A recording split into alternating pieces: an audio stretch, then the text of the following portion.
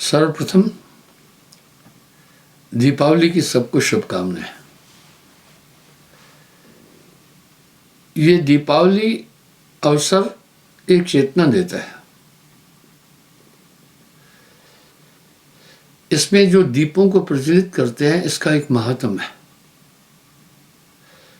तामस समय ज्योतिर्गमय ज्ञान दीप धर देहरी जो चाहस उजियार। ये दीपक की प्रथा बहुत जबरदस्त है, इसलिए हम सब दीप जलाते हैं अपने इष्ट की उपासना में, बाकी जगहों पर। तो पहली बात तो इसका एक प्रासंगिकता है।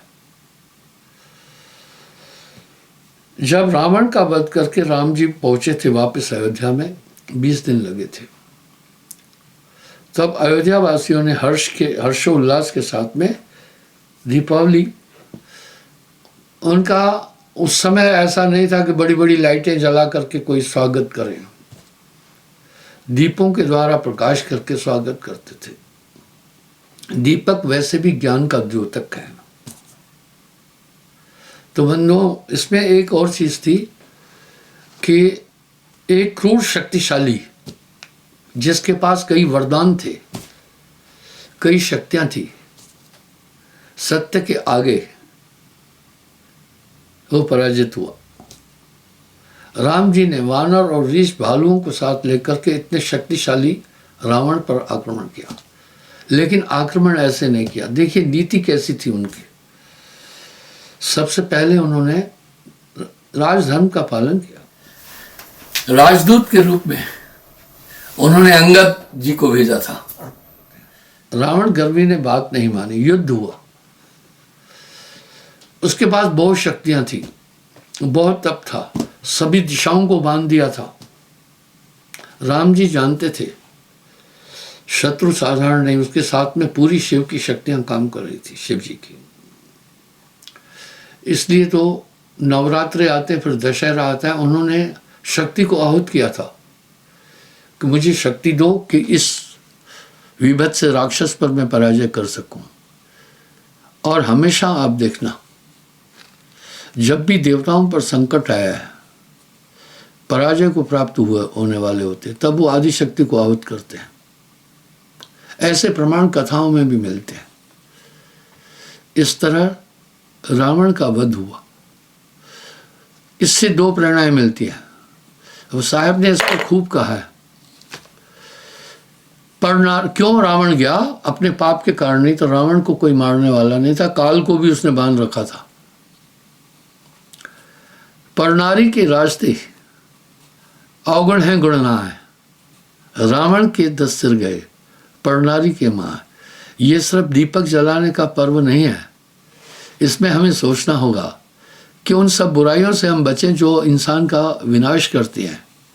इसलिए ये पर्व एक ज्ञान पर्व के रूप में भी है कि आप ऐसा अधर्म कभी न करें, आप पाप न करें, और आप नीति और धर्म को किसी भी कीमत में नहीं छोड़ें। धीरज धर्म मित्र और नारी, आपतकाल ये परखो चारी। इस प्रकार से एक महायुद्ध को में विजित हुए थे। उनको कई वरदान थे, दिशाओं को भी उसने बांध कर रखा था, सब चीज़ों को बांध कर रखा था। भयंकर युद्ध हुआ और अंत में सत्य की विजय हुई।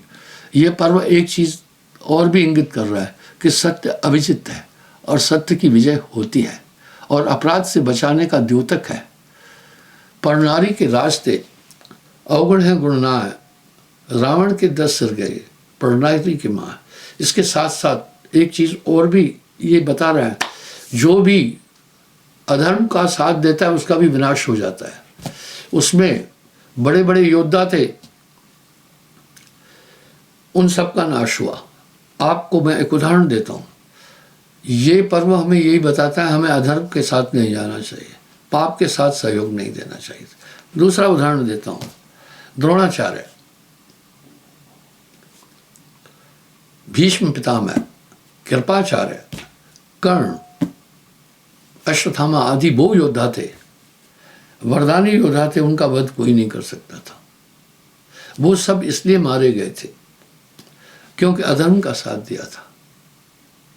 तो इस पर्व की बड़ी प्रासंगिकता है। ये सिर्फ दीपक जलाकर फटाके चलाकर के काम नहीं बनेगा, हमें उसका अनुकरण करना होगा कि हम किसी भी तरह अधर्म की राह पर नहीं चले, हम परिस्थिति की तरफ नहीं जाएं।